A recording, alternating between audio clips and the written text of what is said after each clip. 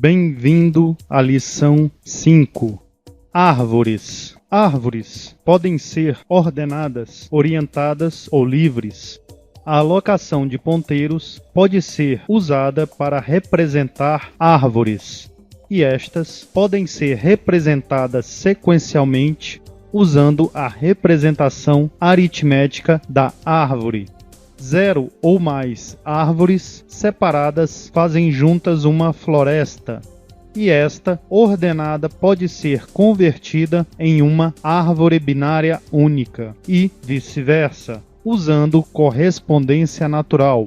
Ao final desta lição, o estudante será capaz de discutir os conceitos básicos e definições de árvores, identificar os tipos de árvores ordenadas, orientadas e árvores livres, usar a representação de árvores com ponteiro, explanar os conceitos básicos e definições sobre florestas, converter uma floresta na sua representação de árvore binária e vice-versa, utilizando a correspondência natural. Percorrer uma floresta usando o processo pré-ordem, pós-ordem, por nível e por família.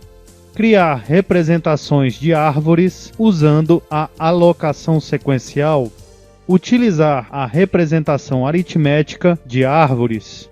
Utilizar árvores em uma aplicação, o problema da equivalência. Uma árvore ordenada é um conjunto finito, chamado T, de um ou mais nodes, de modo que há um node especialmente chamado de raiz. Os demais nodes raiz são particionados em n maior ou igual a 0 conjuntos de juntos, sem elementos comuns, onde cada um desses conjuntos é, por sua vez, uma árvore ordenada. Em uma árvore ordenada, a ordem de cada node na árvore é importante. O grau de uma árvore é definido como o grau do node com maior grau. Árvore orientada é uma árvore em que a ordem de cada sub-árvore de cada node da árvore é secundário. Uma árvore livre não tem um node designado como raiz, e a orientação de um node para outro é sem importância. Quando em uma árvore livre é designado um node raiz, ela torna-se uma árvore orientada. Quando a ordem dos nodes é definida em uma árvore orientada, ela torna-se uma árvore ordenada. A alocação ligada pode ser utilizada para representar árvores. Na estrutura de nodes, K é o grau da árvore. S ou N são ponteiros para os possíveis K filhos de um node. Temos algumas propriedades de uma árvore com N nodes e com o grau K. O número de campos ponteiros é igual a N multiplicado por K. O número de ponteiros não vazios é igual a n-1, correspondente ao número de ramos. O número de ponteiros vazios é igual a n multiplicado por k menos n-1, ou seja, n multiplicado por k-1 mais 1. A representação ligada é a maneira mais natural de representar uma árvore. Porém, devido às propriedades acima, uma árvore com grau 3 terá 67% de ponteiros nulos, enquanto que em uma árvore com grau 10, o espaço vazio será de 90%. Uma perda considerável de espaço é introduzida por esta abordagem. Caso a utilização de espaço seja um assunto importante, podemos optar por utilizar uma estrutura alternativa. Quando 0 ou mais árvores disjuntas são associadas, são conhecidas como florestas. Se as árvores que compreendem a floresta são árvores ordenadas, e se a sua ordem na floresta é essencial, ela é conhecida como floresta ordenada. Uma floresta ordenada, digamos F, pode ser convertida em uma árvore binária única, digamos BF, e vice-versa, utilizando um processo bem definido conhecido como correspondência natural. Seja F igual a T1, T2, Tn, uma floresta ordenada de árvores ordenadas. A árvore binária BF correspondente a F é obtida da seguinte maneira: se n é igual a zero, então BF é vazia. Se n é maior do que zero, então a raiz de BF é a raiz de T1. A subárvore esquerda de BF é T11, T12 e assim sucessivamente, onde são subárvores da raiz de T1. E a subárvore à direita de BF é B, T2, T3 e assim sucessivamente. A correspondência natural pode ser implementada utilizando uma abordagem não recursiva. Primeiro, ligar os filhos de cada família da esquerda para a direita. As raízes das árvores na floresta são irmãs, filhas de um pai desconhecido. Segundo, remover ligações de um pai para todos os seus filhos, exceto o filho mais velho ou o mais à esquerda. Terceiro, inclinar a figura resultante em 45 graus. Como em árvores binárias, florestas podem ser atravessadas, percorridas. Contudo, uma vez que o conceito de node intermediário não esteja definido, uma floresta somente pode ser atravessada em pré-ordem e pós-ordem. Se a floresta estiver vazia, o atravessamento é considerado executado. Nesta representação sequencial, os elementos são listados nas suas sequências pré-ordem e dois arrays adicionais são mantidos: R-link e L-tag. R-link é um ponteiro de um irmão mais velho para um irmão mais novo na floresta, ou de um pai para seu filho da direita, na sua representação de árvore binária. L-tag indica se um node é terminal.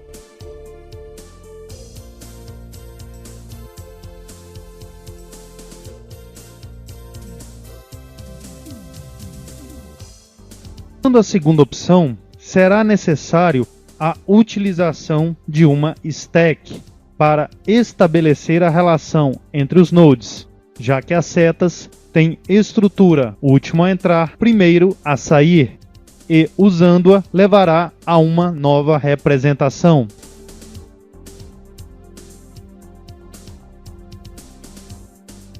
Nesta representação sequencial, a listagem por família de elementos é utilizada.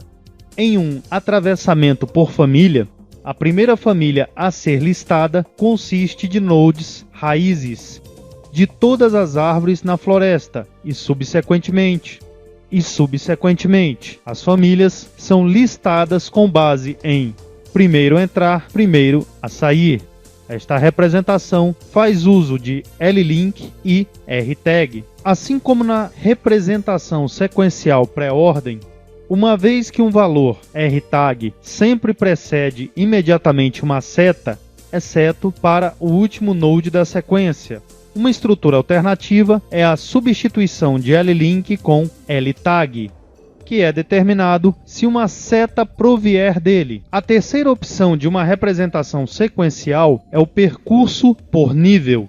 Nesta representação, a floresta é atravessada por nível, por exemplo, de cima para baixo, da esquerda para a direita, para obter a listagem dos elementos por nível.